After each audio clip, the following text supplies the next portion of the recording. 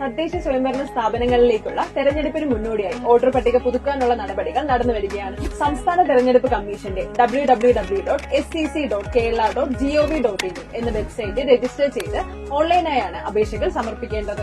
വെബ്സൈറ്റിലെ citizen registration button click ചെയ്ത് mobile നമ്പറും പാസ്വേഡും നൽകി പ്രൊഫൈൽ ക്രിയേറ്റ് ചെയ്യുകയാണ് ആദ്യം ചെയ്യേണ്ടത്. OTP ഒതന്റിക്കേഷന് വേണ്ടി നൽകുന്ന മൊബൈൽ നമ്പർ ആയിരിക്കും പ്രൊഫൈലിന്റെ യൂസർ നെയിം. പട്ടികയിൽ ആദ്യമായി പേര് ചേർക്കുന്നതിന് പ്രൊഫൈൽ ക്രിയേറ്റ് ചെയ്ത് ലോഗിൻ ചെയ്ത ശേഷം നെയിം ഇൻക്ലൂഷൻ എന്ന ബട്ടൺ ക്ലിക്ക് ചെയ്യുക. ജില്ല, തദ്ദേശ സ്വയംഭരണ സ്ഥാപനം, നിയോജക മണ്ഡലം, വാർഡ്, ഭാഗ നമ്പർ എന്നിവ തിരഞ്ഞെടുക്കണം. അതേ ഭാഗത്തിന്റെ വോട്ടർ പട്ടികയിൽ പേരുള്ള നിങ്ങളുടെ കുടുംബാംഗത്തിന്റെയോ അയൽവാസിയുടെയോ സീരിയൽ നമ്പർ രേഖപ്പെടുത്തിയതിനു ശേഷം വോട്ടറുടെയും രക്ഷിതാവിന്റെയും വിവരങ്ങൾ രേഖപ്പെടുത്തണം.